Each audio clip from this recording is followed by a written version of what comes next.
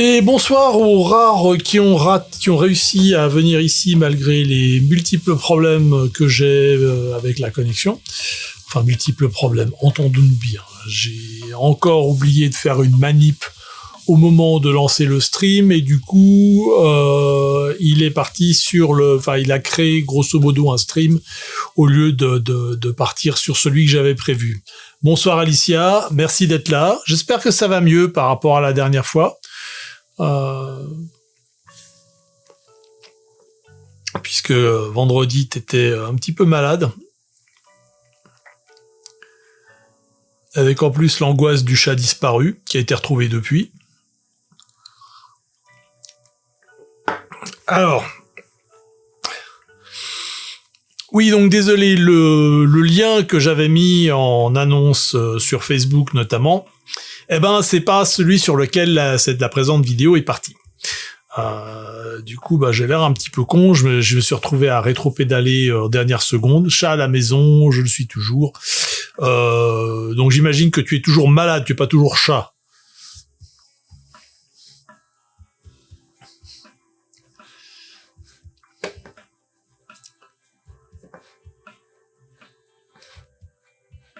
Alors, curieusement, le truc rigolo, c'est qu'on a première vue plus de spectateurs sur Peertube que sur YouTube et sur Twitch. J'y crois pas une seule seconde, mais après tout, pourquoi pas.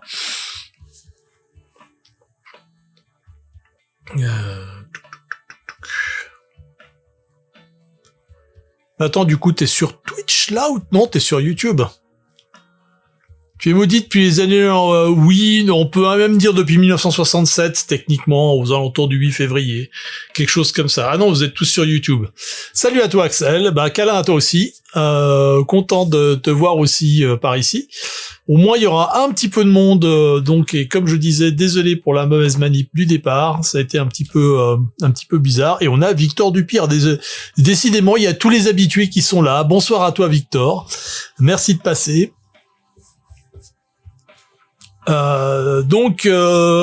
Après une semaine de pause pour cause de concert, donc vous êtes peut-être déjà des rares à avoir vu le live report qui est paru hier. T'es explosé mais moins, d'accord, ok, c'est au moins ça. Donc j'avais pas eu l'occasion de faire de live et du coup là c'est marrant mais une semaine de break, je reviens et je comprends rien à qu'est-ce qui se passe. C'est un vrai bonheur. Visiblement les choses fonctionnent, le micro fonctionne, les caméras fonctionnent. J'ai dû faire un bricolage bizarre pour avoir la Osmo Pocket qui refonctionne. Donc quand je passe sur ce truc-là. Donc la petite caméra verticale qui est là. Maintenant, faut pas que j'oublie qu'il faut que je regarde ici. Et puis, en fait, pour être très franc, j'ai pas avancé d'une broc sur l'historique. Donc, je vais reprendre mon écriture. Pardon. Je vais reprendre mon écriture, quasiment au point où je l'avais laissé il y a 2 semaines. Ce qui est pas très glorieux, j'en suis conscient. Après, ma situation est pas super glorieuse non plus, ce qui fait que de temps en temps, je me prends un peu les pieds dans le tapis. Alors, et c'est marrant, mais Feldup, c'était cool, bon live report. Écoute, c'est sympa, merci. Je suis content d'avoir réussi à le faire. C'était un live report plutôt court. J'ai aussi pu mettre les photos en ligne déjà lundi, ça a pu être fait assez rapidement. C'est bien, les photos étaient plutôt pas mal, j'étais assez content de moi. J'ai refait un truc que j'avais déjà fait lors du dernier concert que j'avais fait en mai, c'était tenter d'utiliser les auto-ISO, donc pour les spécialistes. Ça a plutôt bien marché. Je l'ai pas fait pour toutes les photos, mais je me suis fait un petit espace vers la fin pour voir un petit peu ce que donnent les auto ISO. Alors de temps en temps, ça fait un peu n'importe quoi, mais ça donne des résultats qui sont pas mal. C'est pas monté jusqu'à des valeurs absolument monstrueuses. Je crois que c'était monté jusqu'à 12008 lors du concert en mai, et puis là, c'est resté dans des valeurs beaucoup plus raisonnables. Je crois pas que ça soit monté beaucoup plus haut que 2004. Après, c'est pas trop tout à fait non plus le genre de truc. Alors désolé, en fait, je me suis aperçu d'un truc très con, c'est que sur ma souris, là, ça, MX Master de chez Logitech, MX Master 3, bah il y a une petite molette sur le côté, et la petite molette, en fait, elle fait zoomer le texte. Et j'avais pas vu qu'elle était mappée là-dessus. Donc de temps en temps, je fais des fausses manœuvres avec le pouce, je touche cette molette sans le faire exprès, et soudainement, ça zoome in and out. Connaissez le youtubeur, pas le musicien, c'est pas mal en fait. Ouais, alors écoute, c'est assez sympa. En live, c'est assez... Alors c'est surtout en live, c'est vraiment typiquement le genre de truc que je n'écouterais pas, ou peu probablement en album, mais en live, ça passe plutôt bien. Moi, j'avais été plutôt impressionné par Moïk Tani, d'ailleurs je le dis dans le live report, la musicienne hispano-suisse qui était en première partie ou helvético-espagnole, ça dépend comment on voit les choses, qui avait vraiment un set qui était beaucoup plus varié, peut-être plus intéressant d'une certaine manière, plus énergie, alors que Feldup c'était quand même un poil plus émotion. Alors ce truc qui était marrant, c'est que là, quand la première fois, j'ai dû faire un article de blog sur Feldup, il y a pas mal de temps de ça. J'ai découvert autour de septembre 2023, donc il y a à peu près 2 ans de ça. Et puis quand j'ai fait l'article sur le blog, j'étais à regarder un petit peu sa bio, et sur la bio YouTube, il disait qu'il était musicien d'abord, en fait.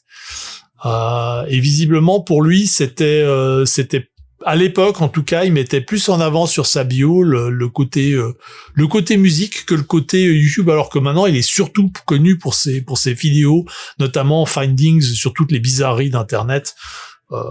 Chaîne hautement recommandable d'ailleurs. Je suis vraiment très très fan de ce qu'il fait.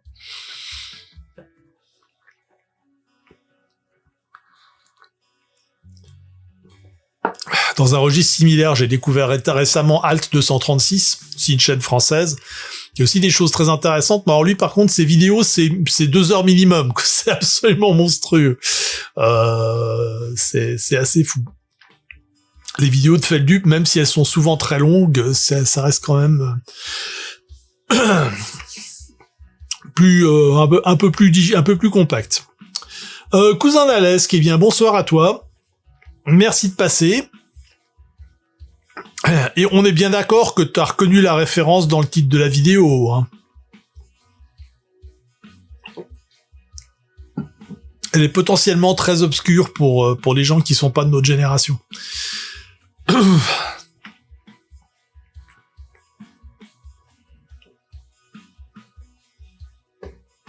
Ouais, même pour toi, c'est trop long. Ouais, oui, c'est...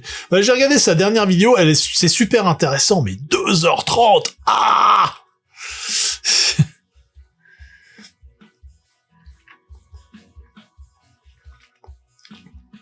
Oui, quand j'ai posté l'annonce sur YouTube, c'est le seul à avoir mis un smiley qui rigole, donc je me disais bien qu'il avait compris le truc. Et si vous n'avez pas compris le truc, vous voulez sans doute pas savoir en vrai. Hein, c'est des trucs typiques des années quoi, que les années 70 ou 80, quelque chose, c'était 80 je crois, début des années 80. C'était vraiment Alors, si vous voyez un petit peu l'idée, tiens, un truc bizarre là, faut que je cache ça. Si vous voyez un petit peu La vie est un long fleuve tranquille, le prêtre qui fait le con avec la guitare, et alors les gens de génération moins millésimée qui ont vu American Horror Story de saison American Horror Story saison 2 l'ont aussi. Ah, ça je savais pas. Mais j'ai pas vu American Horror Story, donc généralement c'est un truc qui dure plus de 50 minutes, c'est que c'est un documentaire que je vais regarder en faisant une sieste. OK. Pourquoi pas? Bah, c'est con parce que les vidéos de Feldup, elles dépassent souvent l'heure, et notamment celle qui m'a fait découvrir la chaîne, qui est celle sur myhouse.wad, c'est absolument ahurissant, c'est 1h40 et tu plonges là-dedans, c'est un espèce de trou, de rabbit hole absolument monstrueux. Le gars qui a fait cette histoire, c'est un fou furieux, quoi. C'est assez barge. Mais ouais, alors quelque part, ça pourrait être intéressant de penser à quoi ressemblerait l'analogue Aurore dans l'univers d'Erdorin, où ça serait un truc... c'est un petit peu... En fait, on s'était posé un peu la même question avec Freak Squill, donc la bande dessinée de Florent Maudoux, dont on a fait avec mon pote Antoine l'adaptation en JDR. On s'était posé la question, ça ressemble quoi la pop culture dans l'univers de Freaks? Typiquement, un truc comme le Marvel Cinematic Universe, ça n'a aucun intérêt vu qu'ils ont ça en vrai. Et on se demandait, si le truc qui était vraiment le machin turbo à la mode, c'est justement pas la science-fiction en mode space opéra grandiloquent avec des planètes qui explosent et des vaisseaux géants, quoi. Ça aurait pu être un truc comme ça. Ça te dit un truc, ça? Ok, ouais, bah écoute, si tu as l'occasion de regarder la chaîne de Feldup, je pense que c'est un des premiers trucs que tu peux regarder, qui est vraiment. Enfin bon, moi je l'ai pris comme ça, sans autre. C'est quand même, ça reste quand même un truc. Alors, faut voir que moi je suis à la frontière entre les boomers et les générations X, avec mes 58 ans. Mais j'ai découvert Internet super tôt en fait. À l'époque où je faisais semblant d'étudier à l'EPFL dans les fin des années 80, on avait déjà des terminaux qui étaient connectés à Internet. Alors effectivement avec des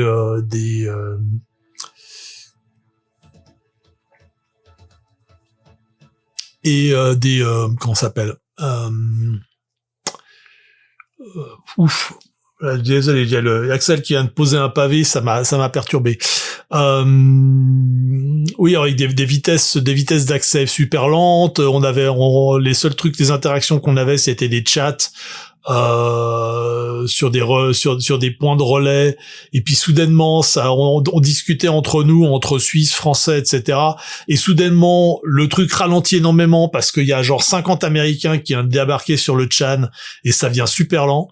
Et c'est vraiment assez fou de voir un petit peu tout ce qui a été créé depuis. Alors Kaiser Spike qui vient d'arriver, bonsoir à toi, bienvenue. Alors donc tu disais Axel, je suis tombé sur un cas de civilisation mineure qui n'a jamais eu d'histoire, les Perses n'avaient quasiment aucun écrit historique, j'aime bien l'explication, si le passé ne conserve pas directement un lien avec des faits contemporains, il ne s'en soucie pas, le passé est passé. Ok, ouais, effectivement, mais après le problème c'est que on a une grosse tache aveugle là-dessus, qui est la notion d'histoire orale. Et qui peut prendre des formes très diverses, des trucs, des légendes, des machins, des choses, des bidules, mais je pense que dire que les Perses n'avaient pas d'histoire parce qu'ils n'avaient pas d'écrit, ça me paraît un peu limitatif, parce que pendant très longtemps, on avait des cultures qui étaient principalement orales, avec 2-3 trucs écrits. Il faut pas oublier que on a aussi perdu énormément de choses. Que les Perses n'aient pas d'histoire, n'aient pas d'écriture, ils avaient même pas d'écriture paléographique. L'histoire n'a pas percé, oui, c'est effectivement. Voilà.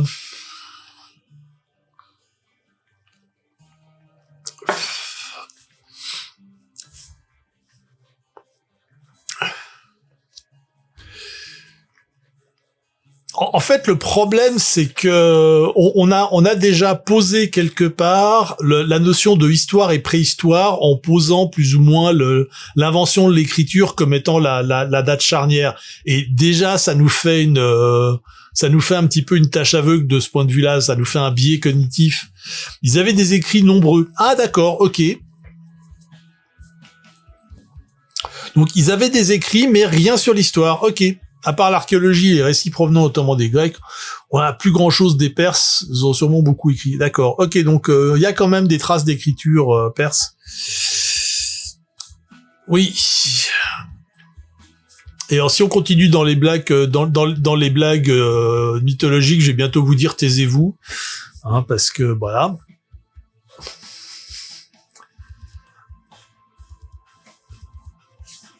Alors, Axel, ne te plains pas, il pourrait y avoir Julie dans le chat, et là, on sait ce qui se passe. Il y a des morts, enfin une, principalement.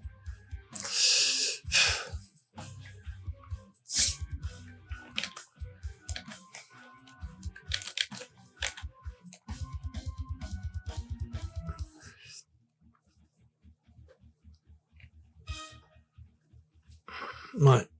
Je suis toujours un petit peu, enfin, je suis toujours un petit peu sceptique sur ce genre de truc. Déclarer que tel peuple n'avait pas d'histoire. Alors effectivement, culturellement, il pouvait avoir un rapport un petit peu, il peut avoir un rapport un petit peu bizarre, mais je crois que on a aussi une définition de l'histoire qui est peut-être très très restrictive, et on doit avoir plein de biais là-dessus qui collent pas vraiment avec la réalité des faits.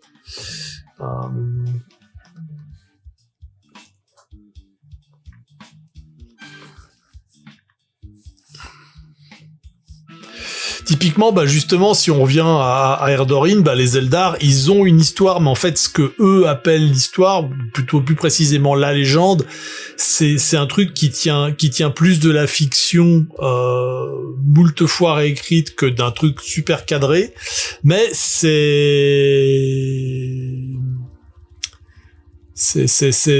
un peu, c'est comme ça qu'ils l'aperçoivent, et si tu leur dis ils ont pas d'histoire parce qu'ils ont pas d'histoire écrite, ils vont se foutre de ta gueule. Ils vont se dire, si, on a plein d'histoires, en fait. On a plein de forks dans tous les sens. C'est-à-dire, on a des répertoires Git remplis d'histoires. Mais ouais, c'est...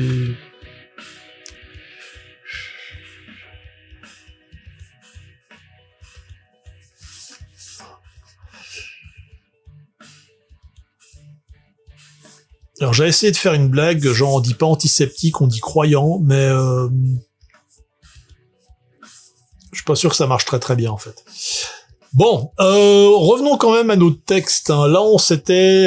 j'ai dû quand même regarder la vidéo d'il y a 2 semaines pour me rappeler d'où on s'était arrêté. C'est pour dire le niveau de non-écriture que j'ai fait ces 2 dernières semaines. Alors, je pourrais trouver des excuses comme quoi j'étais en train de faire les vidéos de Radio Erdorin et machin, patin, couffin, bidule. En vrai, j'ai eu plein de jours de vacances et j'ai un peu rien foutu d'autre que jouer à World of Tanks. Donc... Je plaide complètement coupable. Et en fait, ça m'a interpellé parce que c'est une des rares civilisations majeures avec des écrits nombreux qui n'a pas écrit des trucs sur son histoire. Et pour eux, l'écrit, c'était pour les trucs pragmatiques. Ouais, voilà, ça déjà plus. Sinon, l'équipe de TV a tenté un truc rigolo, faire passer une Carlane pour une super joueuse de football à Copacabana. Oh, ça devait être intéressant. Ça doit être intéressant. C'est une Niandri ou une vraie Niandri? Parce que si c'est Niandri, ça peut être aussi... Comment ça, on n'a pas le droit de se servir de dague au football? C'est quoi ce jeu nul là? Je vais juste ajuster un petit peu la caméra, voilà, on peut remonter un petit poil comme ça, bim. Là, il y a plein de câbles dans tous les sens, ça fait partie de la blague où j'ai tenté de rebrancher ma caméra. C'était un peu le sbul, et vous voyez ici sur le côté, là, il y a le bout de mon ordinateur. Voilà, qui me sert de retour, où je peux vérifier comment vont les streams. Niandri, ah bah oui, bien sûr. Ah oui, ça doit être intéressant, hein.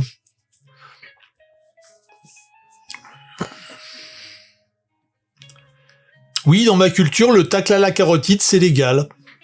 Si une partie de TV commence par un comporte pas un plan foireux et totalement débile, c'est pas une partie réussie. Oui.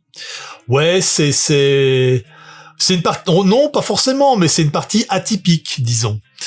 Et je pense qu'on peut assez généraliser ça à beaucoup de parties de jeux de rôle, en vrai, hein.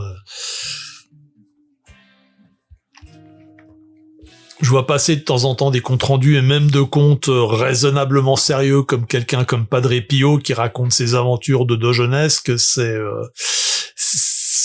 rappelle des souvenirs, clairement. Tu dis, les rôlistes, ils sont pareils partout. Voilà. Oui, j'ai quand même un petit peu réfléchi à ce truc, et plus ça avance, plus je me dis que je peux encore simplifier les choses. Et que au final, ça va vraiment être un truc du genre explication en 3 paragraphes, et ensuite c'est plus compliqué que ça. Pire, c'est qu'ils n'ont pas mis dans un stand, mais dans une réception qui n'a pas fini en orgie, en tout cas pas de leur fête. D'accord, ok, oui, non, mais ça aussi.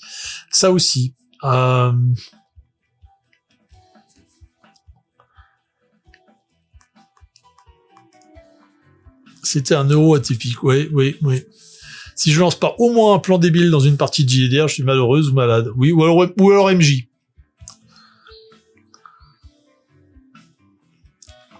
dans lequel cas c'est pas forcément ton boulot de lancer des plans débiles.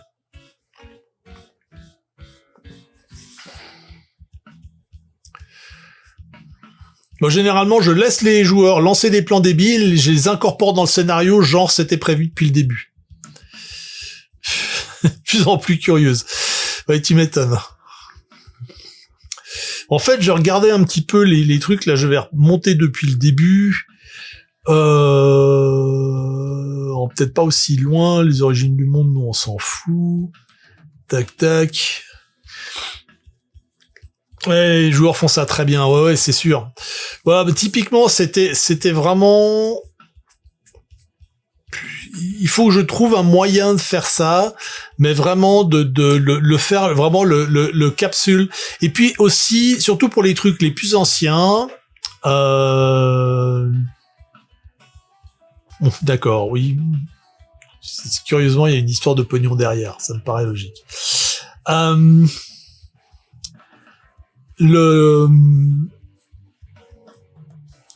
L'idée, ça serait vraiment de synthétiser au plus court, en tout cas pour les trucs les plus anciens, et puis pour dire un petit peu, cette période est connue pour.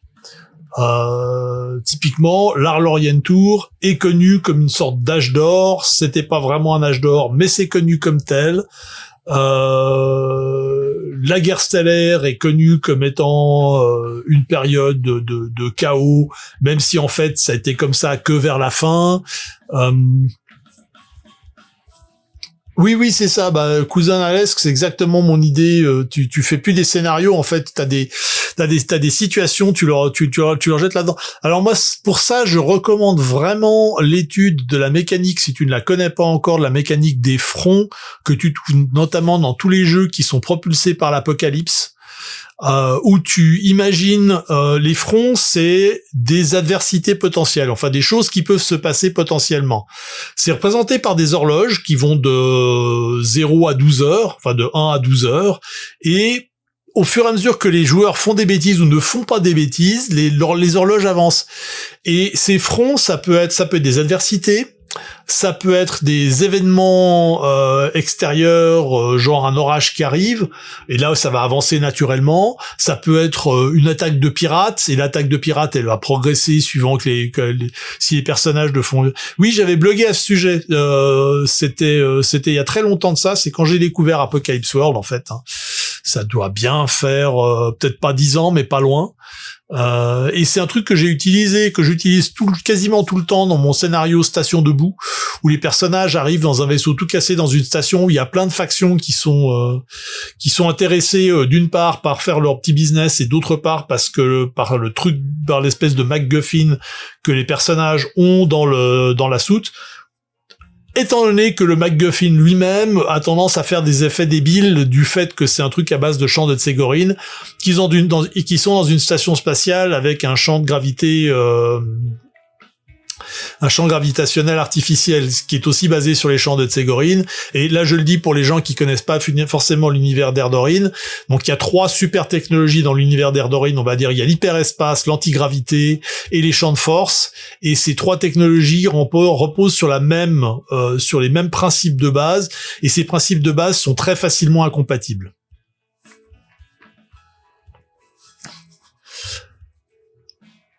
Ah, tu peux faire des jauges, oui, mais ça marche pareil. Hein. Eux, ils ont fait ça avec des horloges. Tu me lis depuis 2006. Ah oui, carrément. Depuis l'époque où j'étais même pas sur WordPress, en fait. Où j'avais encore le truc, le community bidule que m'avait installé mon beau-frère et néanmoins ami Fulgan. C'était même avant mon mariage, dites donc.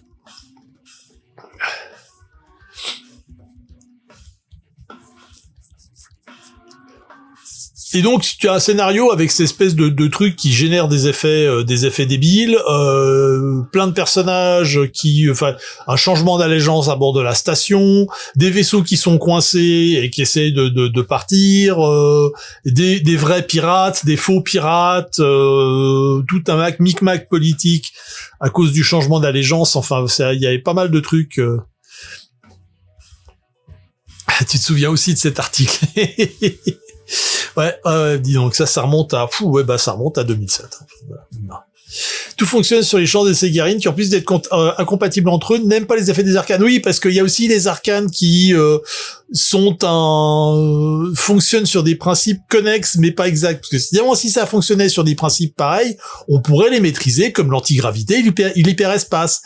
Mais on n'y arrive pas, donc il n'y a pas que ça, mais c'est quand même les mêmes principes où il y a des effets parasites. Typiquement, les champs, des espèces de champs de force qui neutralisent les arcanes fonctionnent sur le même principe. Ils font des choses, oui, ils font des choses, complètement.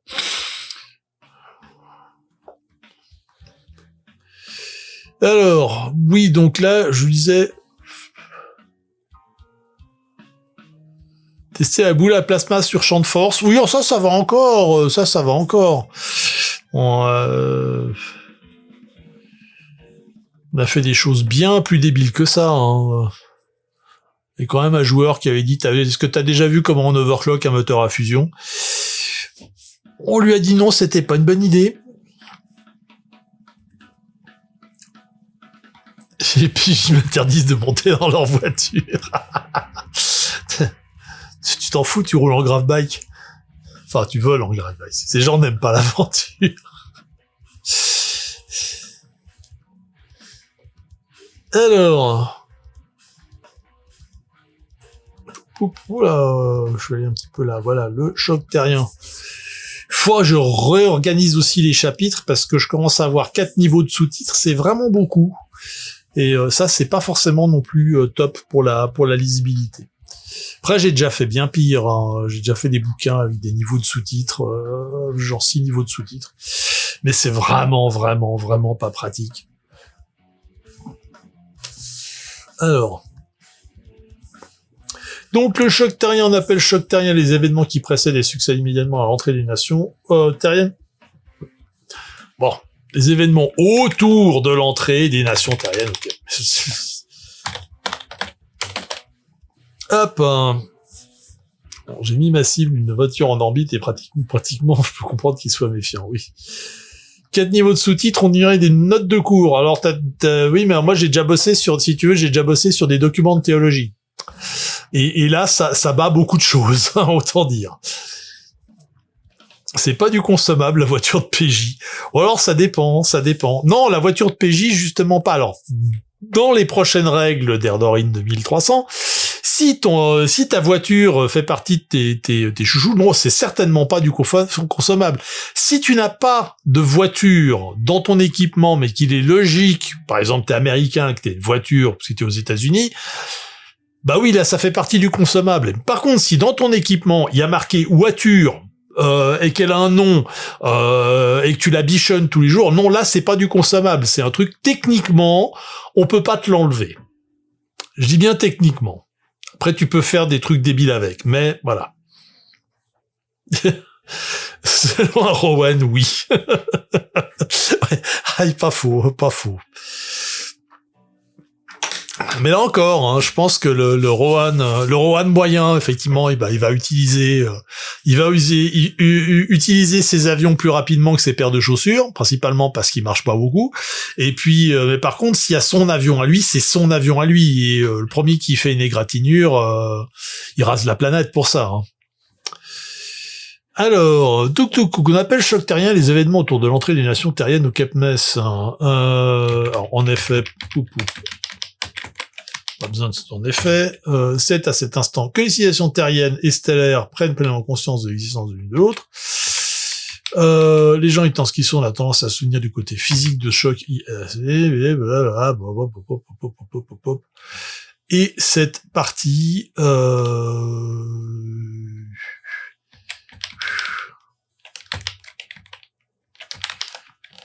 Hop, les terriens découvre qu'il y a de la vie dans l'espace et qu'elle est plus avancée qu'elle, et qu'elle n'a pour le moment aucune intention d'envahir leur planète, atomiser les monuments nationaux et enlever toutes les femmes.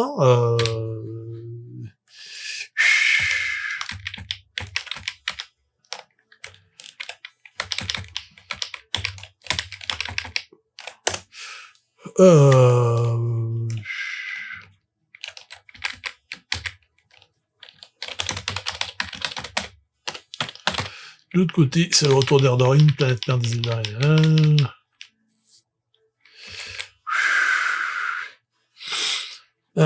C'est ça, si tu as un objet dédicacé, on peut être une voiture, elle peut toujours récupérer, si elle explose, tu pourras retrouver la même ou la reconstruire.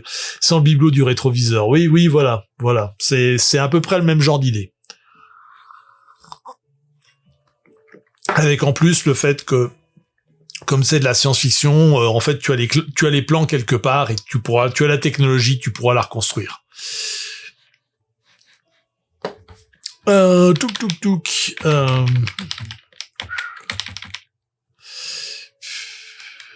Hop.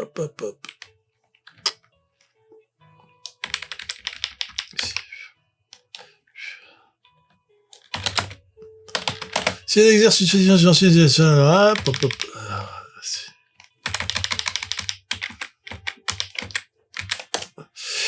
Alors, s'il existe une fascination est aussi assimilée sur de secrets inavouables et terrifiants. Hop.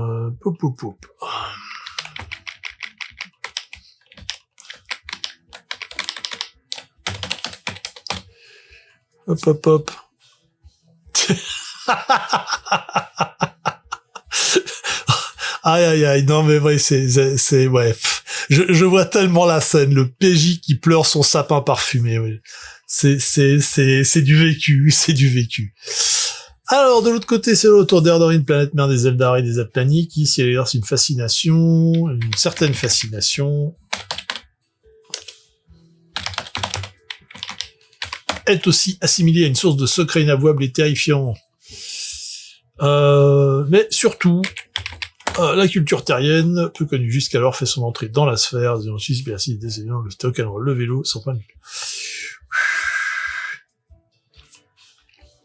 Voilà. Donc, on va virer toc. Et là, pour l'instant, j'ai l'impression que les deux, Victor et puis Kaiser Spike, ils ont fui. Parce que on est parti en plein mode racontage d'anciens combattants. Et c'est vrai que des fois, c'est les rôlistes qui se racontent leur partie, ça pique un peu, hein. Alors, hop, je reviens ici, je suis juste en train de regarder un petit détail, hop, mais c'est bon. Voilà, on est toujours à 6 spectateurs. Alors, Ad Astra perd Muchos Bezos, non. Alors maintenant, oui. Dans notre univers, oui. Mais dans l'univers d'Erdorin, je te rappelle que Steve Bezos a probablement pris un missile nucléaire sur la gueule, ou une invention chinoise, ou les deux. Donc, il est peu probable que... Ou alors il s'est retiré, mais réellement dans l'Amazone. Il a créé des entrepôts quelque part du côté de Belém, on sait pas.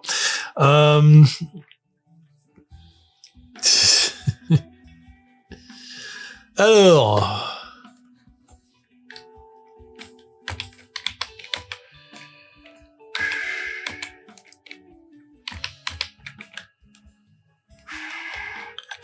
Alors, seul avantage qu'on peut trouver dans les diverses guerres, c'est l'avance technologique qui en découle.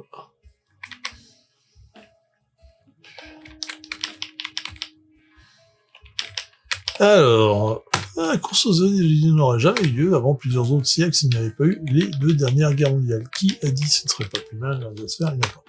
Bon, je sais pas trop si je vais garder cette phrase encore, mais voilà. Ceux qui ont la plus grande avance, c'est bien évidemment... c'est bien évidemment la Fédération des Hautes-Terres, du pays américain. Alors, en fait, il y avait un truc que je voulais rajouter, qui était en fait aussi une idée de Mathias Wiesmann, d'Itias, c'est qu'en fait, dans un premier temps, alors la guerre, ça booste sévèrement la technologie, comment on s'en fait des confettis. Il y a aussi un autre truc. Mathias avait fait la remarque qu'à partir du moment où les terriens vont arriver à l'âge des étoiles et vont pouvoir avoir accès aux différents marchés, machin bidule, l'économie terrienne va probablement se péter la gueule méchant. simplement parce qu'il y a un afflux de marchandises qui va débouler et un certain nombre d'industries qui vont plus être compétitives d'une certaine façon. Je voulais rajouter un truc là-dessus. Je sais pas trop comment le mettre en avant. Après, c'est... Alors, quelque part, ça fait partie du choc terrien. Oui.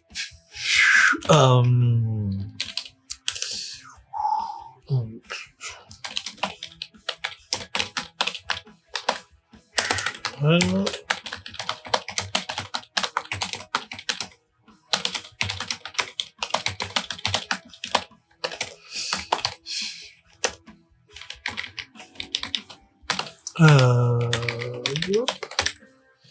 S'ajoute un choc économique. Ah, bordel.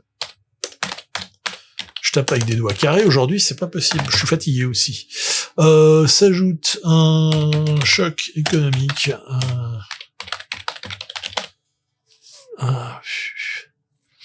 Tiens, le platine et palladium, ça vaut que dalle chez vous. C'est un peu ça, l'or surtout. J'avais mentionné ça, l'or, ça vaut pas grand chose en fait. S'ajoute un choc économique qui industriel dans le fond, quid, oui. C'est un petit peu genre indigène, verroterie. Ah oui, non mais on a un truc qui fait ça 3 fois mieux. Vous avez déjà vu nos micro-usines qui fabriquent des trucs à partir d'un morceau de terre et puis de quelques gigawatts. Oui, c'est les 2 panneaux solaires qu'on a, ils font des gigawatts. Voilà. Hop, poup.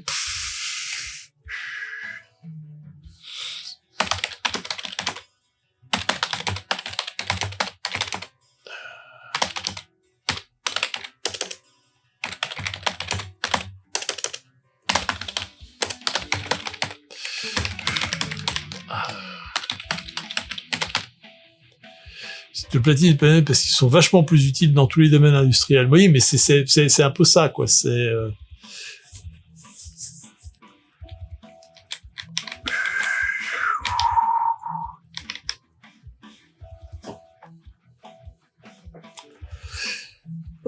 ouais, faut que je creuse ça un petit peu parce que c'est là encore, j'ai pas envie d'aller trop profondément dans le truc parce que là encore, c'est pas le propos, bordel. Si on veut faire d'un historique dans un livre de base, on va pas commencer à faire de la macroéconomie, mais il y a quand même 2-3 trucs qui sont intéressants à savoir, quoi.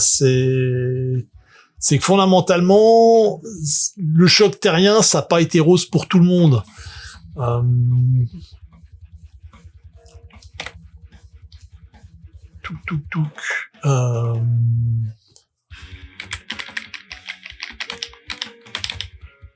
vous faites des plastiques avec du pétrole. Oui, c'est un peu ça.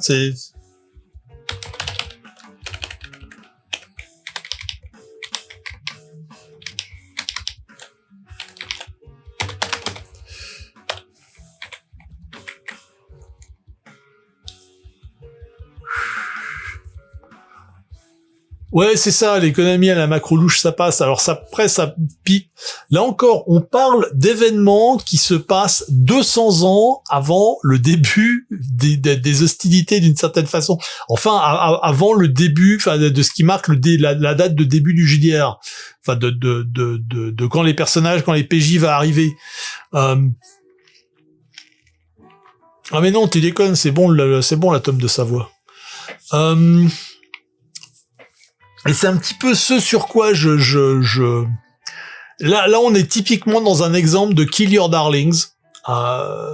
J'adore l'histoire, j'adore faire des trucs, enfin, il va inventer des trucs historiques, mais à mettre dans un JDR, pour que les gens comprennent l'idée c'est quand même que les gens comprennent un petit peu la richesse de l'univers en disant que oui, ça s'est pas fait tout seul et puis il s'est passé plein de trucs avant, mais en même temps, aller trop profond dans tous les événements qui se passent, ouais, on va dire Ouais, 2 siècles, ça commence à devenir intéressant parce que on peut imaginer que si tu as un PJ Elda qui a 300, 400 ans, ça reste encore quelqu'un de raisonnablement jeune, hein.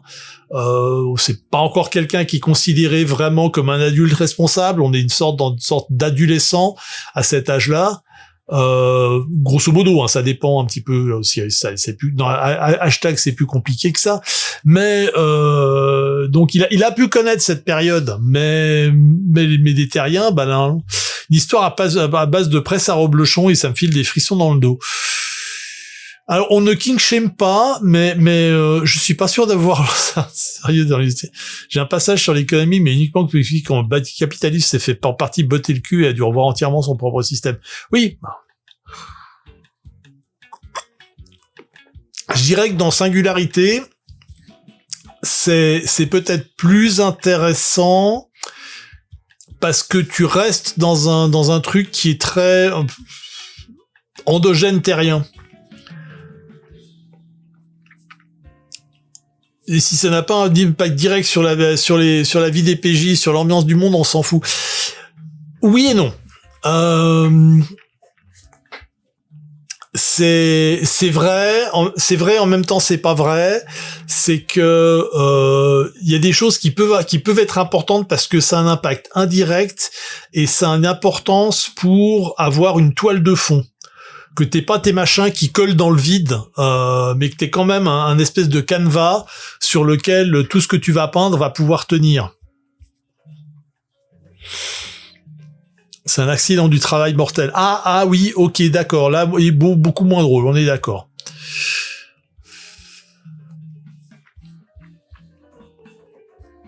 Alors, en TV limite, juste les infos de base et c'est tout.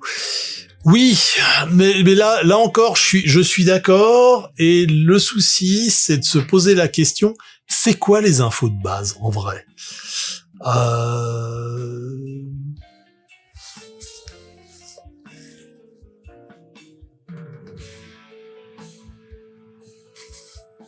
Là, l'histoire de presse à reblochon, je suis désolé, ça m'a un petit peu refroidi. Ça en plus parce que j'ai blagué dessus, alors que c'est vraiment pas drôle. Désolé.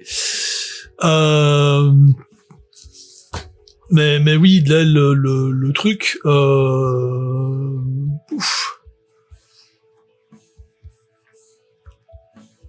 En fait, là, je suis en train, j'ai cette sale impression que je suis en train de faire un peu du boulot de singe en dégrossissant ces textes, alors qu'en fait, il faudrait presque que je réécrive tout depuis le début.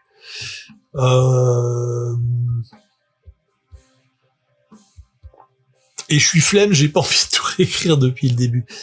En gros, comment on paye, à quoi ressemble la politique, philosophie, économie, à quoi ressemblent les systèmes d'échange, là, c'est ta vie pro qui déteint, ouais. Moi, j'ai une vie pro qui parle de théologie, c'est pas forcément mieux, hein, donc... et d'archives.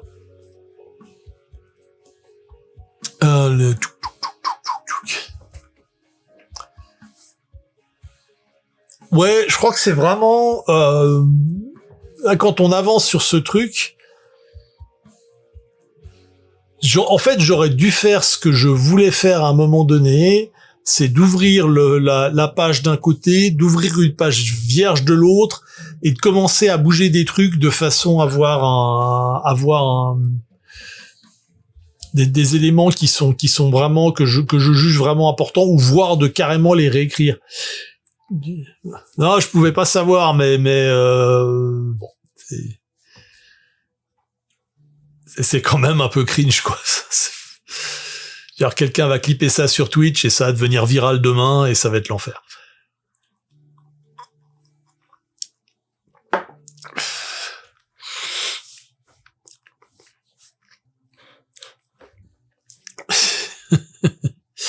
Non, mon problème, c'est typiquement mon problème, mais là encore, le fait que je puisse l'exprimer, c'est pas... Ça me permet de peut-être de voir qu'il y a un problème déjà, c'est le point numéro 1, avouer qu'il y a un problème, et puis de commencer en plus à voir un petit peu comment le résoudre. Bref, là. Ouais. Ouais, qu'on a un fan de San Antonio ici aussi, tiens.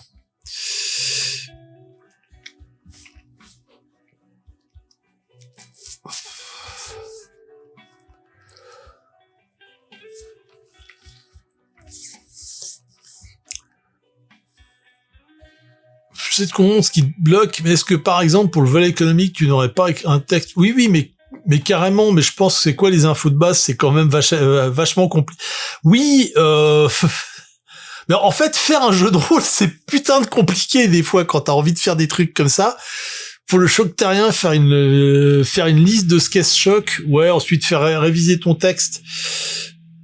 T'avais carrément oublié que ça venait de Sana. Ouais, c'était une des expressions favorites de Berrurier notamment.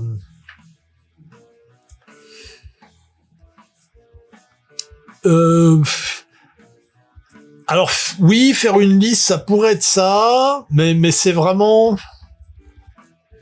c'est pas que pour le choc terrien, c'est pour tous les chapitres de l'historique. Hein. C'est vraiment essayer de voir quelle est la substantifique moelle du truc, vue par un prisme. On est en 2300, il s'est passé ça avant. Sachant que ce qui s'est passé il y a super longtemps, plus ça se rapproche de 2300, plus ça va être important. C'est ainsi que t'as commencé Singularité et Lost aussi par l'historique. Ouais, je sais pas. Je sais même plus par quoi je l'ai commencé en vrai,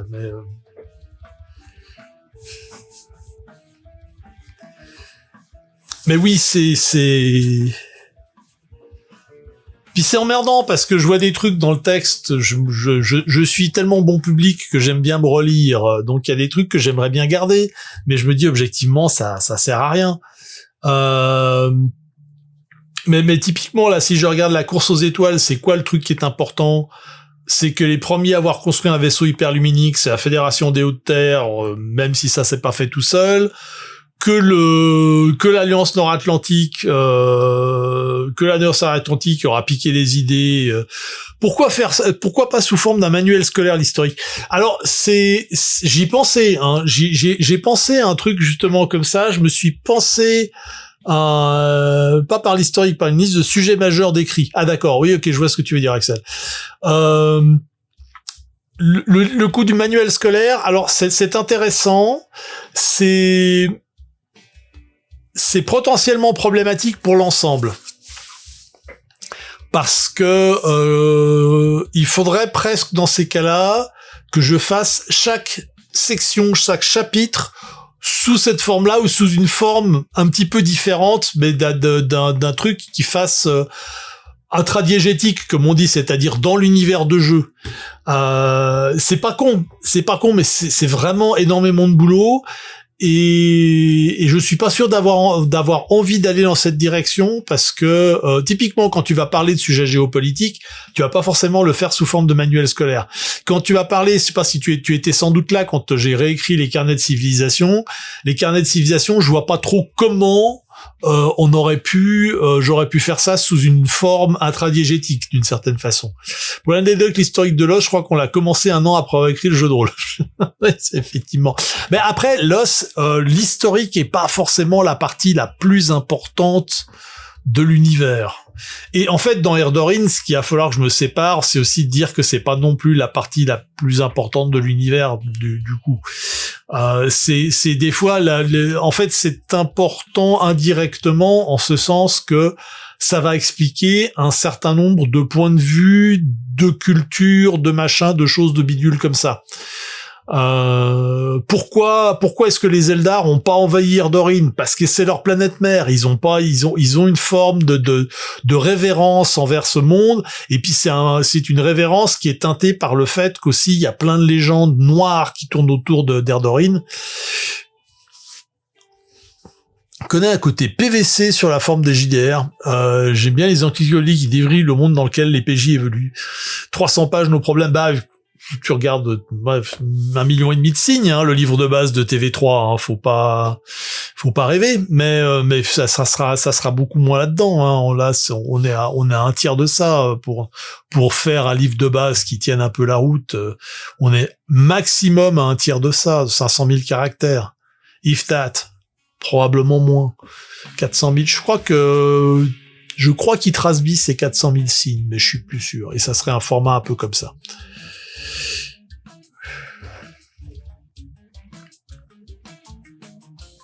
Historique, ça a été une plaie à fleurs. Oui, mais là, alors plus dans Singularité, tel que je le vois, Singularité est un monde qui est vraiment façonné par son historique et par un historique particulièrement traumatique. Je crois pas que ça soit le cas dans Lost, par exemple. Dans Erdorin était un peu entre les deux de ce point de vue-là.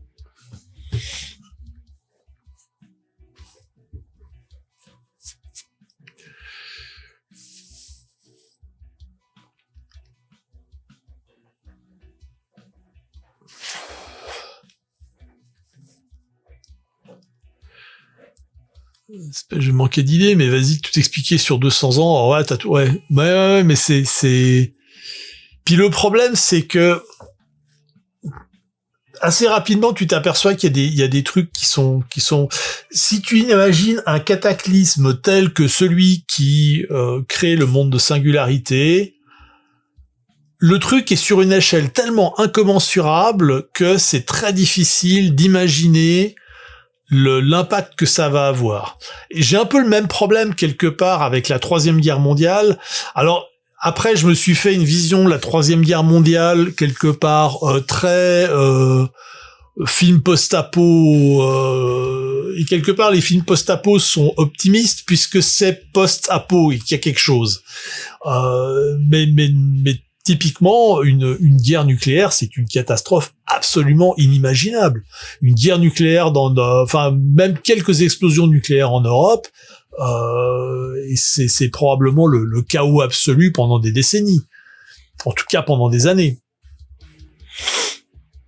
Alors, Erdorin a le même souci, l'impact est quasi similaire. De mémoire de PJ, c'est une bonne base. Bon, si t'as des PJ immortels. Oui, après, il y en a quand même, il y en a quand même moins. Et puis de temps en temps aussi, ils ont ils ont pas forcément envie de tout dire. Alors, je dirais que oui et non. T'as ça au niveau du terrien, mais pour le reste de la sphère, ils s'en foutent un peu. Et typiquement, par exemple, si je parlais de la guerre stellaire, la première, celle qui a lieu à la fin de la Lorient Tour, c'est quelque chose qui, dans l'esprit des peuples qui l'ont vécu, en tout cas a posteriori, 3000 ans plus tard, c'est une guerre avec des destructions inimaginables, des planètes en feu, enfin des trucs comme ça. Et en vrai, non, ça s'est pas du tout passé comme ça. Les grosses exactions qui ont eu lieu, c'était du domaine de la guerre civile. Ça a eu lieu sur les quelques dernières années de la guerre.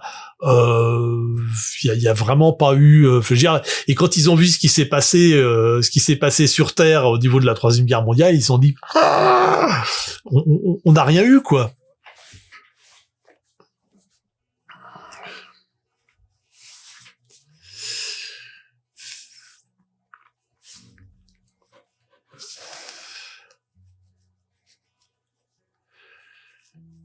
Puis bon, dans Erdorin, il y a une personne qui était là quasiment depuis le début et qui a la sale habitude de changer les légendes.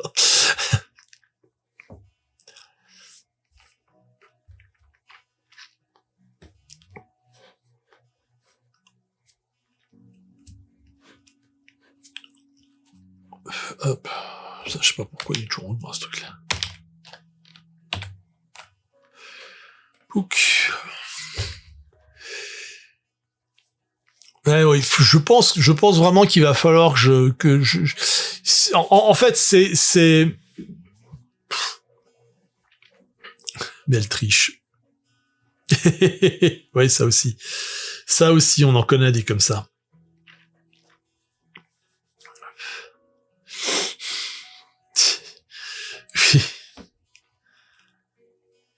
Ouais, c'est...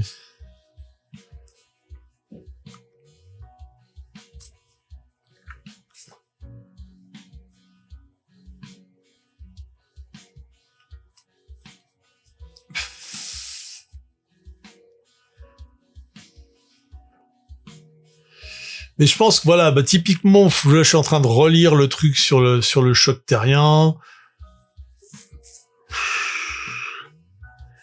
Les histoires de terrorisme international, je me demande même si ça... Je sais même pas pourquoi j'ai rajouté ces trucs dans l'univers de Tigre Volant à l'époque, c'était il y a super longtemps.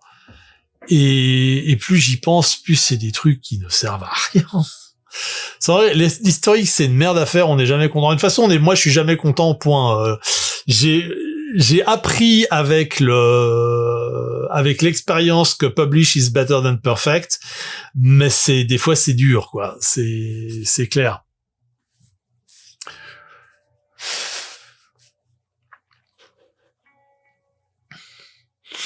Mais typiquement là, comme je disais, je regarde le truc sur la terrien dans l'espace. Il y a vraiment, il y a des blocs. C'est en fait tout le truc, c'est qu'en fait, je suis en train de regarder, ça peut s'articuler complètement autour de la notion justement de choc économique, et où en fait les nations terriennes vont adopter une approche extrêmement keynésienne, c'est-à-dire faire des investissements massifs d'argent public pour des grands projets qui vont être des starports, qui vont être des vaisseaux hyperluminiques, des machins comme ça. Et ça, tu peux le résumer en 3 phrases, quoi. C'est pas forcément de keep it stupid, simple, way simple. Normalement, c'est keep it simple, virgule stupid. Mais oui, c'est tout à fait ça. Oh, keep it stupidly simple, ça marche aussi. Trouver comment simplifier, tu pourras rajouter plus tard. C'est vrai, c'est complètement vrai.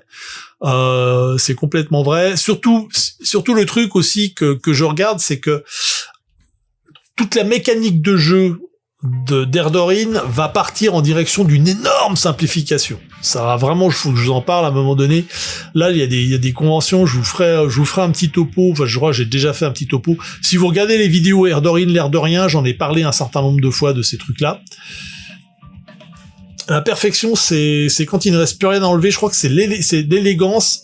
Et c'est une citation que j'avais vue attribuée à Saint-Exupéry, puis à Coco Chanel, enfin à plein de gens de ce genre-là. Mais effectivement, c'est un petit peu l'idée. C'est un petit peu l'idée. Le problème, c'est que quand t'as des gouvernements qui décident qu'ils vont faire les choses parfaitement. Et là, soudainement, pourquoi il y a 1 million de personnes dans la rue? Je sais pas. Ils râlent tout le temps. Oui, dans la politique, c'est autre chose.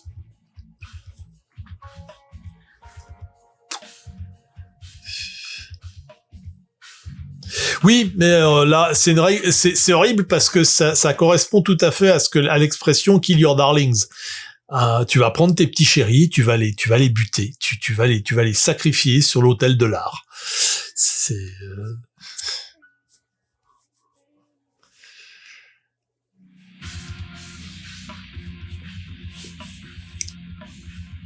Mais je pense qu'il faudra vraiment que je me lance rien que pour l'exercice, en fait. C'est même pas forcément le truc qui va finir dans le texte final, mais rien que pour l'exercice de reprendre ce chapitre et de me dire, je vais condenser chaque partie dans le truc le plus compact possible. Le droit devrait s'en inspirer. C'est compliqué, le droit. C'est compliqué parce que assez rapidement tu tombes sur les notions de jurisprudence. Et le droit, j'avais lu un truc où ils expliquaient que le droit c'était quelque chose qui était volontairement flou parce qu'il fallait que ça s'adapte. Mais qu'après, plus ton droit est flou, plus ta jurisprudence va être touffue. Tu peux pas gagner.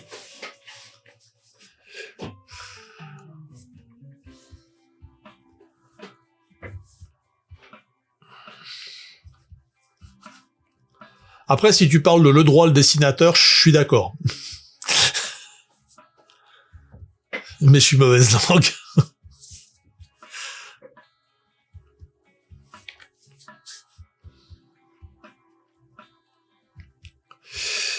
Bien. Du coup, en fait, on n'a pas écrit grand-chose. Alors, ça dépend pourquoi. Ah, tu t'y connais peut-être mieux que moi. Hein. Je sais même plus quel est ton background professionnel, mais si ça se trouve, tu dois t'y connaître largement mieux que moi. Mais c'est un petit peu l'impression que j'avais.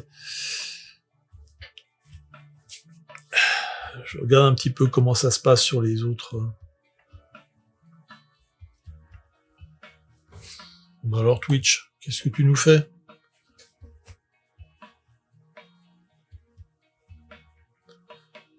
Je suis en train de bouffer du droit du travail. Ah oui, d'accord, ok. Condoléances. Effectivement, ça doit piquer un peu du coup.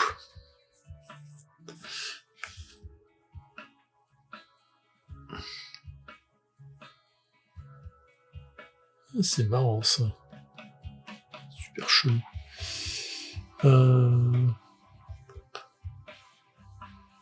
Ah mais je sais pourquoi.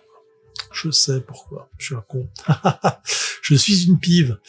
Alors en fait, si vous voyez des images bizarres qui tournaient vaguement sur les bords, c'est parce qu'en fait, comme j'arrivais pas à faire fonctionner cette caméra au début, j'avais utilisé l'autre caméra, la caméra principale qui est ici, pour comme caméra de secours, mais elle était plus grande et donc du coup, comme j'avais oublié de l'effacer, d'OBS et en fait je l'avais fait mais j'avais pas retransféré la scène en production. Bah du coup c'est pour ça que vous voyez des espèces de zigouigouis sur les bords de l'image. Ah, tricotine. Ok. Droit européen est souvent flou. Tiens Mathias, salut Mathias. Merci d'être passé. Parce que les détails sont dans les lois d'application. Ouais, ça aussi. Voilà, donc c'est le Mathias dont je vous parlais tout à l'heure. Alors, je sais pas si t'étais là avant, mais voilà. Non, parce que bien évidemment, puisque t'étais pas là, on a dit du mal de toi.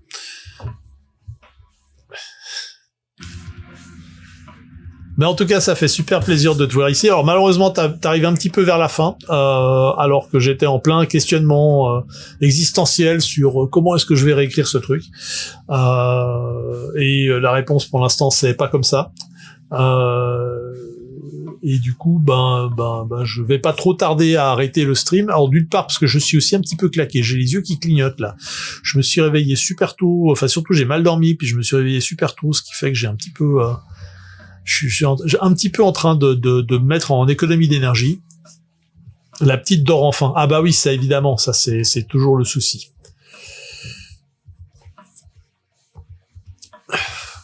Compassion de sommeil.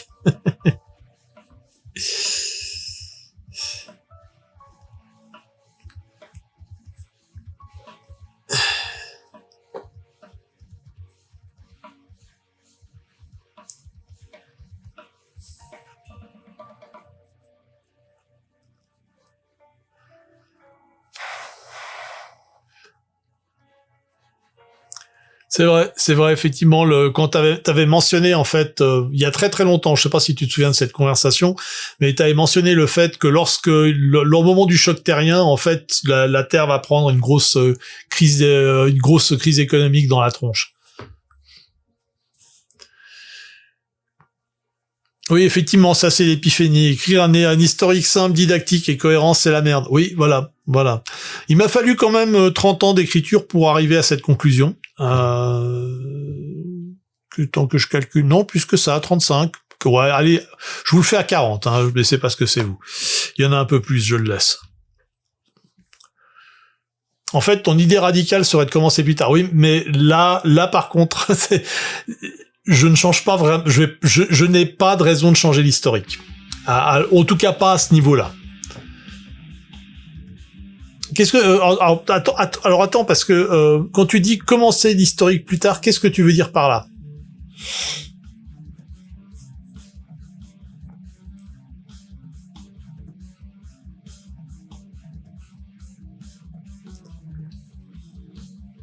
C'est-à-dire de ne pas commencer au tout méga début, super méga loin, mais de commencer à, je sais pas, 2200 ou quelque chose comme ça.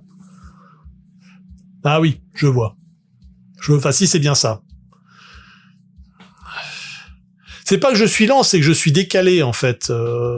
Enfin, c'est où il y a un décalage de presque une demi-minute. C'est un petit peu agaçant. Ouais, ça inclure un historique qui commence en 2100. C'est vraiment pas con parce que justement, c'est une des réflexions, c'est pas l'idée. Ok. Alors du coup, c'est quoi l'idée?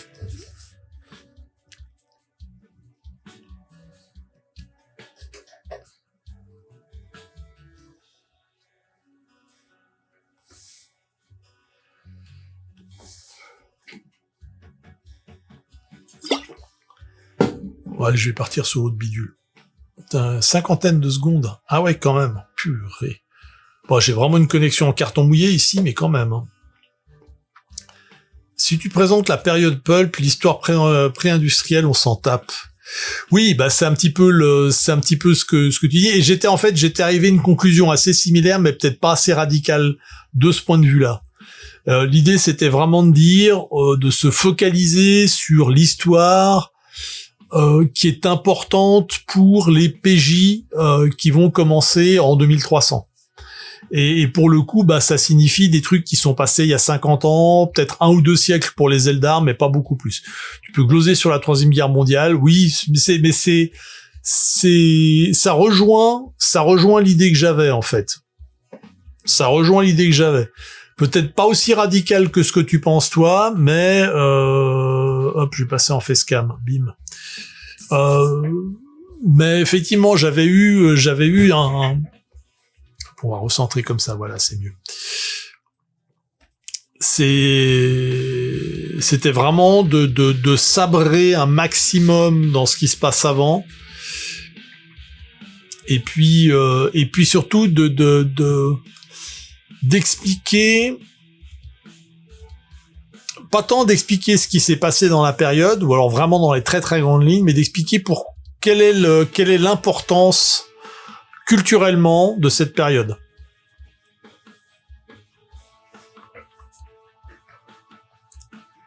Mais ouais, et du coup pour ce que je me dis, c'est qu'en fait cet exercice de réécrire l'historique c'est pas qu'il sert à rien, c'est que c'est pas du tout la forme que je dois avoir. L'histoire qui impacte les PJ, c'est à partir de la 4e guerre mondiale.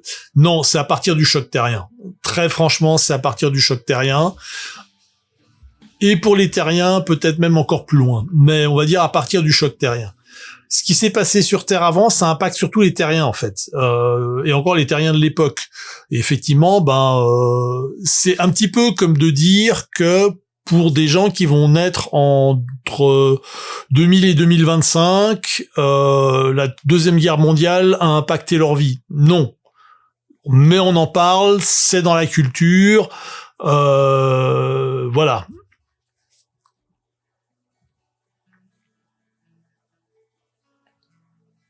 Je n'ai jamais défini une nouvelle culture. Te dire des nouvelles cultures terriennes, ça c'est possible.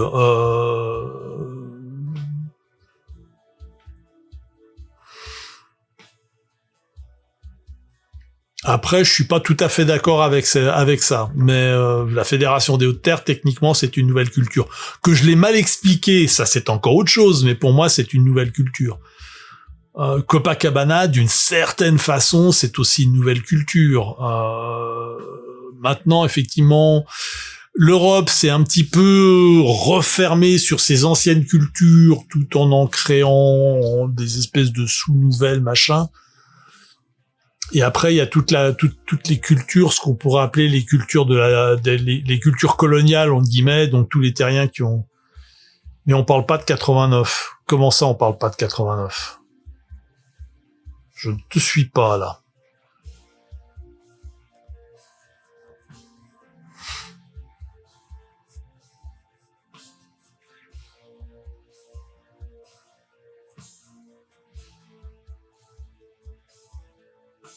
Je veux pas comprendre. Là, t'es en train de je pense voir ce que tu me fais comme référence, mais je suis pas certain de complètement capter le truc.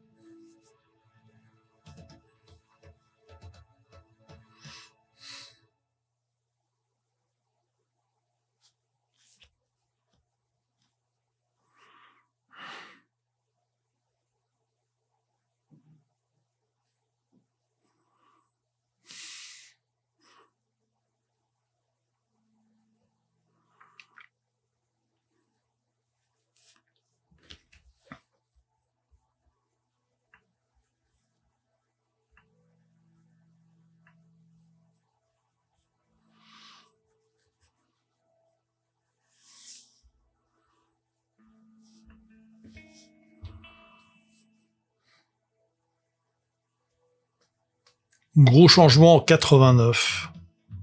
Mais en 89, quoi? 1989, 1889, 1789?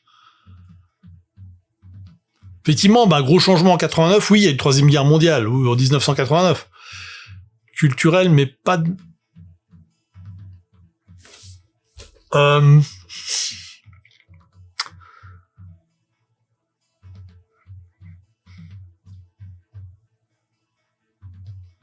Est-ce que tu serais en train de commenter sur ton téléphone? Parce que le Shortarian, ça fait pas de bons films d'action. Non. Non, effectivement, mais encore que, ça peut en faire. Ça peut en faire. Moi, je vois, j'ai l'impression que tu envoies des SMS, en fait, là, et il me manque un peu de viande autour pour essayer de voir exactement ce que tu veux dire. Je pense avoir saisi le truc général, mais là, comme ça, je suis quand même un petit peu perdu. 1989. Bon. Oui, en même temps, les Américains en 1989, ils vont pas forcément faire des films d'action parce que c'est le moment où ils se font rouler dessus par les Chinois. Donc, ils ont peut-être pas forcément envie de parler de ça. Tu parlais de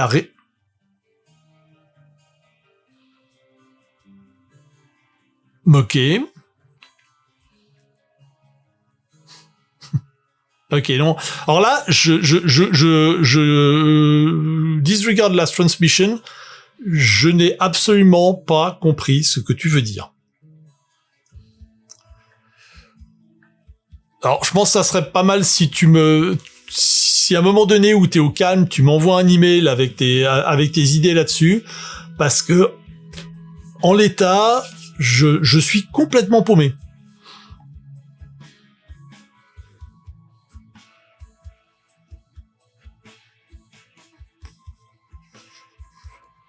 Oui, d'une certaine façon, oui. Ça se défend. Culture, c'est une grosse narration, ce qui domine.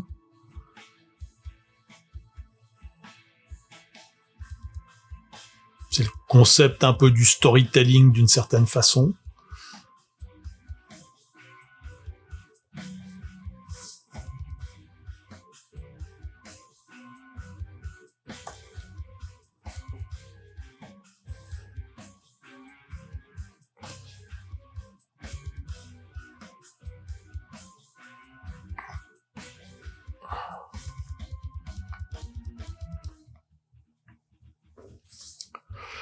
Ouais, je pense que c'est une meilleure idée si tu me fais un petit, si tu me fais quelques, oui, ou un billet de blog, pas de problème, c'est, puisque dans l'absolu, je pense qu'on est d'accord, mais comme ça, je préfère être sûr que d'avoir bien compris ce que tu veux dire.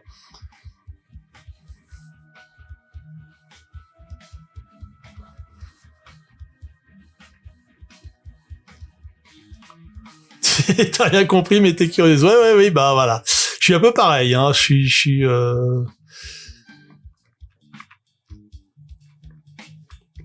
Là, j'avais l'impression que j'ouvrais des fortunes cookies signées Mathias, et puis j'essayais de les remettre dans l'ordre, mais c'était pas super évident. Mais ouais, écoute, on va faire comme ça. Merci beaucoup en tout cas.